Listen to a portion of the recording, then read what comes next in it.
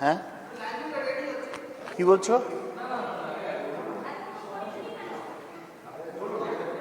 শুরু করব। প্রথমে আপনাদের রিপোর্ট করি দুয়ারে সরকার সম্পর্কে। দুয়ারে সরকার 1 কোটির বেশি মানুষের কাছে পৌঁছেছে। দ্বিতীয় পর্যায়ে 735টা শিবির হয়েছে 12টা সরকারি প্রকল্পের জন্য 1,23,00,000 মানুষের কাছে পৌঁছেছে। খাদ্যসাথীর জন্য 3,18,000, স্বাস্থ্যসাথীর জন্য শিবিরে যোগাযোগ করেছে 79,23,000। এইটা দ্বিতীয় পর্যায়ে 15ই ডিসেম্বর শুরু হয়েছে, চলবে 24শে ডিসেম্বর পর্যন্ত।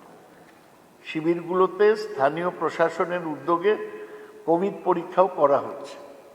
এই দুয়ারে সরকারের যে প্রোগ্রাম, তার জন্যে সরকার 8,700 কোটি টাকা এর মধ্যে রিলিজ করেছে। দ্বিতীয়, নেতাজি ব্যাপারে আমরা বলতে চাই যে 26শে নভেম্বর নেতাজির জন্মবার্ষিকীতে মমতা ব্যানার্জি কমিটি করলেন।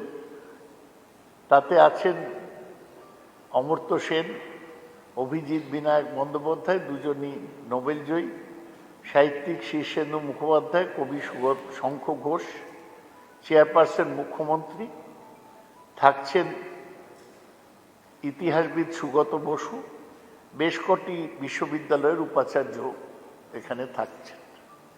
কেন্দ্র ঘোষণা করেও কিছু করেনি যে রাজ্যের হাতে থাকা সব তথ্য দেওয়া হয়েছে, কেন্দ্র এখনো দেয়নি। নেতাজি এখনো অবহেলিত।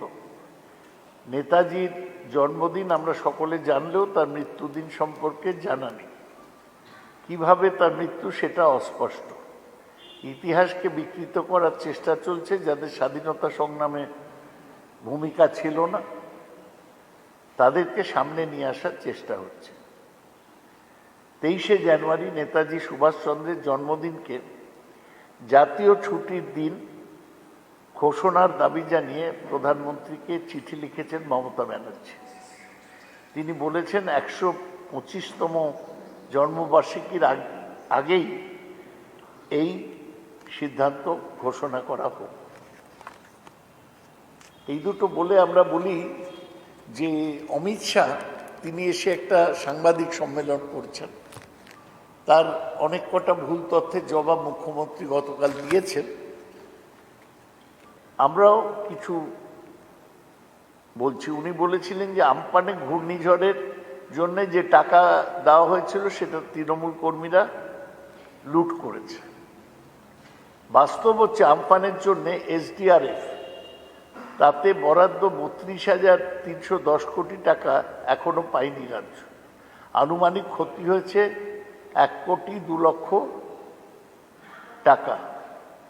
রেশন দেওয়া হচ্ছে 6 মাস বিনামূল্যে, 10 কোটি মানুষ উপকৃত।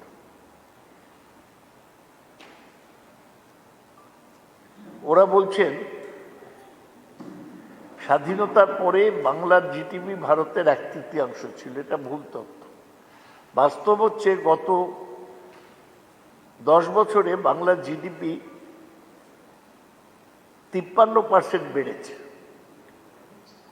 4.51 লক্ষ কোটি থেকে 6.9 লক্ষ কোটি টাকা। শিল্প উৎপাদন ওরা বলছে স্বাধীনতার পর থেকে 30% কমে হয়েছে 3.5%। বাস্তব হচ্ছে শিল্প খাতে গত 10 বছরে 60% বৃদ্ধি হয়েছে। ওরা দাবি করেছেন 60-এর দশকে মহারাষ্ট্রের প্রতি ব্যক্তি উপার্জন দ্বিগুণ ছিল, বাংলাতে অর্ধেকের কম। এটাও ভুল তথ্য। 2010 সালে 51,543 পার ক্যাপিটা ইনকাম, সেটা 2019 সালে হয়েছে 1,09,000 কোটি টাকা। CAGR 9.88%। বিহারে 43,822 পার ক্যাপিটা ইনকাম, উত্তরপ্রদেশে 61,351, মধ্যপ্রদেশে 90,998, এটা তিনটেই বাংলার থেকে কম পার ক্যাপিটা ইনকাম।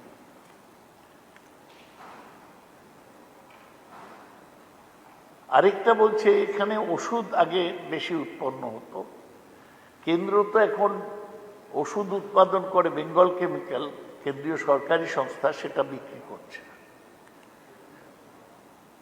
ওরা বলছে, অমিত শাহ বলেছেন পাট শিল্পের অবস্থা খারাপ।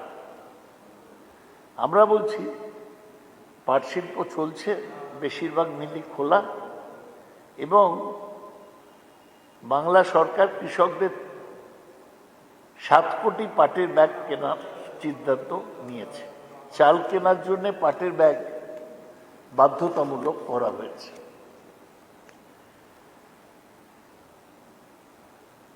ওরা বলেছে যে শিল্প বৃদ্ধিতে বাংলা নাকি 20তম স্থানে, কিন্তু 2019-20 শিল্প বৃদ্ধির হার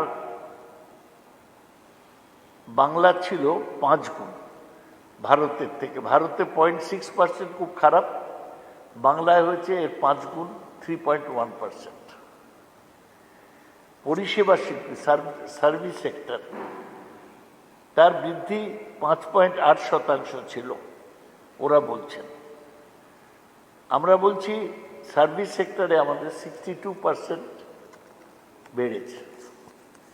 ওরা বলছে রাস্তা ও বিদ্যুৎ পরিষেবা খারাপ, অমিত শাহ বলছে। আমাদের রাজ্যে 100% বিদ্যুৎ পৌঁছে দেওয়ার লক্ষ্যে 2011 থেকে 90 লক্ষ পরিবারের কাছে বিদ্যুৎ পৌঁছে গিয়েছে। গত 1 দশকে 1,18,000 কিলোমিটার নতুন গ্রামীণ রাস্তা হয়েছে। ওরা বলেছে এখানে নাকি এফডিআই, ফরেন ডিরেক্ট ইনভেস্টমেন্ট, আসছে না, এখনো নাকি 1%। আমরা বলছি এফডিআই 2016 থেকে 18 24 গুণ বেড়েছে। ওরা বলছে বাংলায় নাকি জনসংখ্যা পিছু হাসপাতালে বেডের সংখ্যা কম, ডাক্তার নিয়োগে ঘাটতি আছে। আমাদের স্বাস্থ্যের বাজেট 2010 থেকে 3 গুণ বেড়েছে, 3,442 কোটি টাকা থেকে 11,280 কোটি টাকা হয়েছে। হাসপাতালে বেডের সংখ্যার ভিত্তিতে ভারতে সর্বোচ্চ, এখন সেটা 85,627টা হাসপাতাল বেড আছে। ডাক্তার 4,800 থেকে বেড়ে 15,338 হয়েছে, 219% ইনক্রিজ। নার্সও 51% বেড়েছে। ওরা বলছে 100% বিদ্যালয়ে বিদ্যুৎ নেই, মিথ্যে কথা। 100% বিদ্যালয়ে বিদ্যুৎ আছে।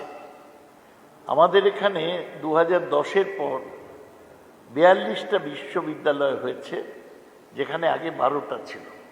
30টা নতুন বিশ্ববিদ্যালয় হয়েছে, 50টা নতুন কলেজ হয়েছে।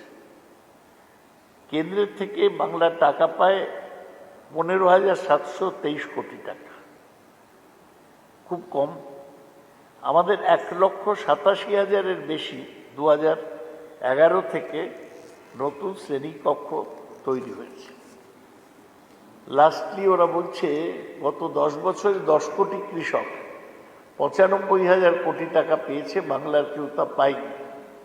আমরা জানিয়ে রাখি, কৃষক বন্ধু প্রকল্পে বাংলায় কৃষকদের একর প্রতি বার্ষিক 5,000 টাকা সহায়তা দেওয়া হয়। পিএম কিষাণের প্রতি একর মাত্র 1,214 কোটি টাকা দেওয়া হয়। বাংলা সরকার শস্য বীমার পুরো প্রিমিয়াম দেয়। কেন্দ্র পিএমএফবিওয়াই এর আওতায় কৃষকদের থেকে প্রিমিয়ামের কিছু অংশ দেয়। লাস্ট ওরা বলছে যে প্রতি ব্যক্তি নাকি 5 লক্ষ টাকা বিমা পান কেন্দ্রে। স্বাস্থ্যসাথী প্রকল্প আয়ুষ্মান ভারতে 2 বছর আগে বাংলায় শুরু হয়েছে। স্বাস্থ্যসাথীতে এখন 1.4 কোটি পরিবার বার্ষিক 5 লক্ষ টাকার স্বাস্থ্য বীমার সুবিধা পায়। এটা অনেক ভালো।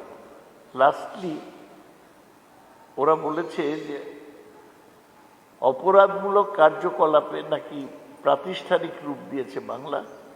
2014-19-এর মধ্যে উত্তরপ্রদেশে মহিলাদের বিরুদ্ধে অপরাধ বেড়েছে 56, বাংলায় 21% কমেছে। এনসিআরবি টানা 2 বছর বসবাস করার ক্ষেত্রে ন্যাশনাল ক্রাইম রেকর্ড ব্যুরো কলকাতাকে সবচেয়ে নিরাপদ শহর বলে ঘোষণা করেছে। খুনের তালিকায় শীর্ষে বিজেপি শাসিত উত্তরপ্রদেশ। সুতরাং আমি আপনাদের বললাম যেগুলো গতকাল মুখ্যমন্ত্রী বলেছিলেন, পশ্চিমবাংলা সম্বন্ধে একটা ফলস ন্যারেটিভ তৈরি করার চেষ্টা করা হচ্ছে। আমরা সর্বতোভাবে এর বিরোধিতা করছি। আমরা আশা করি আপনাদের মাধ্যমে যা সত্য এবং তথ্য তা মানুষের কাছে পৌঁছে যাবে। এইটাই আমার বলার সংক্ষিপ্ত। প্রধানমন্ত্রী নরেন্দ্র মোদী আজকে নেতাজি সুভাষচন্দ্র বোসকে নিয়ে বলছেন, অমিত শাহকে আমরা দেখলাম তিনি শান্তিনিকেতনে চলে গেলেন, তিনি রবীন্দ্রের অনুরাগের কথা বলছেন, শান্তিনিকেতনে ছুটি কাটাতে চাইছেন। বাংলার নির্বাচনের আগে কি বেশি করে নেতাজি এবং রবীন্দ্রনাথের কথা ওদের মনে পড়ছে? কি বলবেন? তা বোঝাই যাচ্ছে রবীন্দ্রনাথ নেতাজি কথা ওরা বাংলার নির্বাচনের দিকে তাকিয়ে বলছেন। কিন্তু অমিত শাহ, নরেন্দ্র মোদী কি রবীন্দ্রনাথের কোনো বই পুরোটা পড়েছেন? কোনো উপন্যাস, কোনো কবিতার বই ট্রান্সলেশনে? ওরা কি নেতাজির তরুণের স্বপ্ন বা ইন্ডিয়ান স্ট্রাগল পড়েছেন? এগুলো হচ্ছে নামকে আসতে বলছেন, এর কোনো গভীরতা নেই। বাংলার মনীষীদের নিয়ে রবীন্দ্রনাথ, বিবেকানন্দ, নেতাজি বিজেপি কখনো মাথা ঘামায়নি। স্বাধীনতা সংগ্রামে বিজেপির যারা পূর্বসূরি, হিন্দু মহাসভা বা আরএসএস, তাদের কোনো ভূমিকা ছিল না। এমনকি শ্যামাপ্রসাদও স্বাধীনতা সংগ্রামের সময় জেলে যাননি।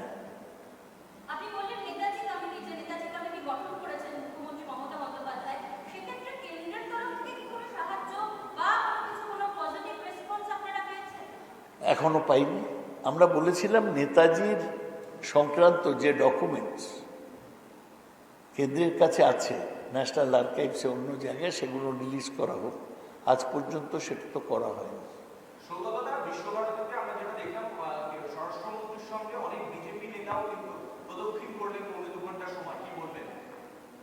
আমি তীব্র নিন্দা করব। রবীন্দ্রনাথের জায়গাটা তো রাজনীতি করার জায়গা নয়। উত্তরায়ণে বা কাঁচের মন্দিরে যদি কৈলাস বিজয় ভারগিয়া আর রাহুল সিংহ ঢুকে যায়, সে তো সেই জায়গাগুলোকে অপবিত্র করা হয়। আমরা এতে লজ্জিত।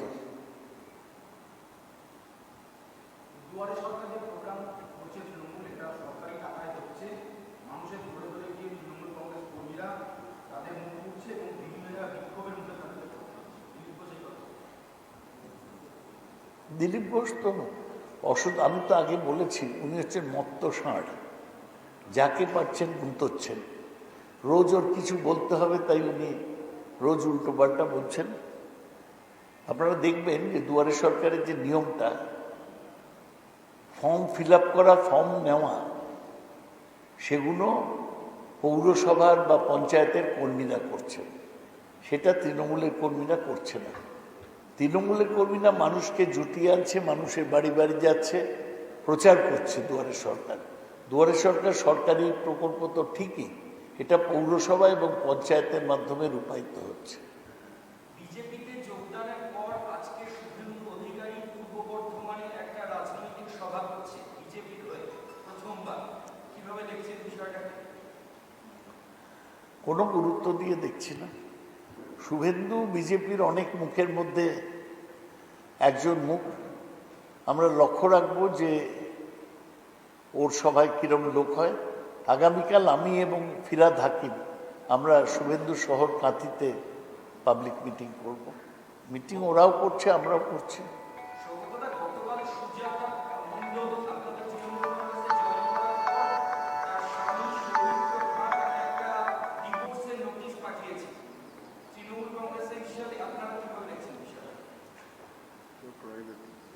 এগুলো ব্যক্তিগত পারিবারিক ব্যাপার, আমরা এ নিয়ে কি বলবো।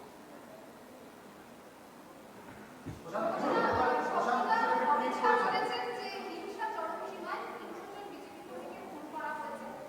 দুই হলো যে নাড্ডার উপর যে হামলা, সেটা রাজ্য সরকারের গাফিলতি, নিরাপত্তাও বাড়ানো হয়েছে।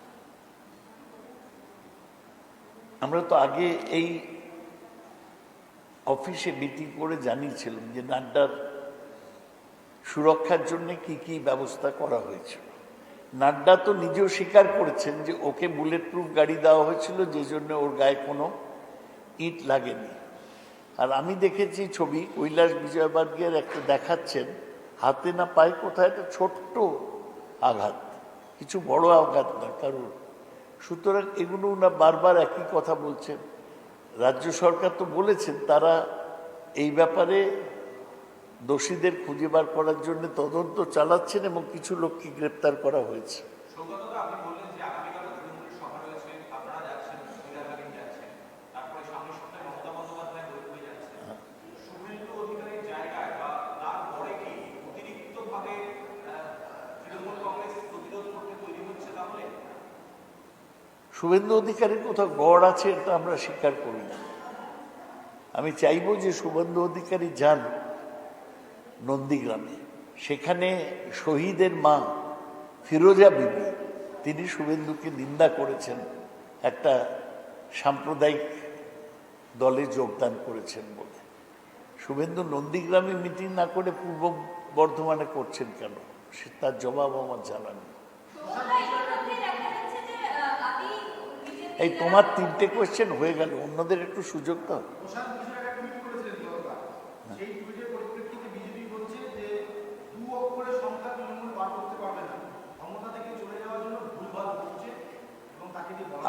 আমরা প্রশান্ত কিশোরের টুইটকে সমর্থন করি। উনি আমাদের দলের ইলেকশন স্ট্র্যাটেজিস্ট। এর আগে 5টা রাজ্যে বিভিন্ন দলকে উনি জিতিয়েছেন। আমরা মনে করি ওর ফিগারটাই ঠিক। ওর ফিগারটা বেরিয়ে যাওয়ার পর যে হইচই পড়ে গিয়েছে, তাকে কাউন্টার করার জন্যে বিজেপি এইসব বলছে, ওদের বক্তব্যের কোনো গুরুত্ব নেই।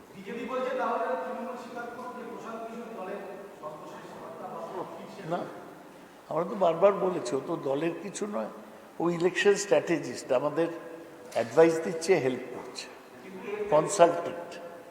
কেউ কোনো কোম্পানি যদি কোনো কনসালটেন্টকে নিয়োগ করে, সেই কনসালটেন্ট কি ম্যানেজিং ডিরেক্টর হয় না? কনসালটেন্ট ওপিনিয়ন দেয়, কোম্পানি ডিসিশন নেয়।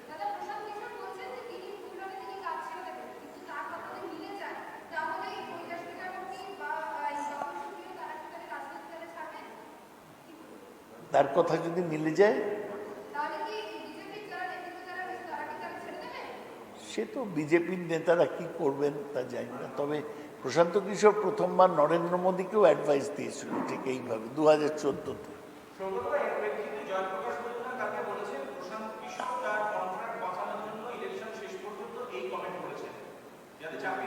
জয়প্রকাশ মজুমদার কে আমি ঠিক বুঝতে পারলাম না।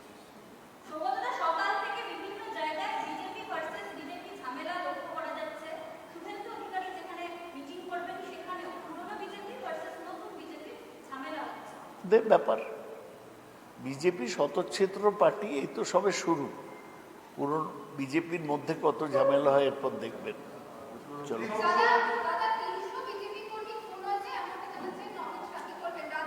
না না, এই হিসেবটার কোনো মাথা মুন্ডু নেই। আগে ওরা বলেছিল 132 জন খুন হয়েছে, এখন আপনার মুখে শুনছি 300 বিজেপি খুন হয়েছে। এটা আমার জানা নেই। চলো, 12ই জানুয়ারি স্বামী বিবেকানন্দের জন্মদিন, আমরা সেটা পালন করব সর্বত্র। আর কটা প্রশ্ন করবেন একজন, এক একজন প্রশ্ন। প্রেস কনফারেন্সের সমস্যা হচ্ছে অনেক লোক থাকেন, কিন্তু 1-2 জন পুরো ডমিনেট করেন।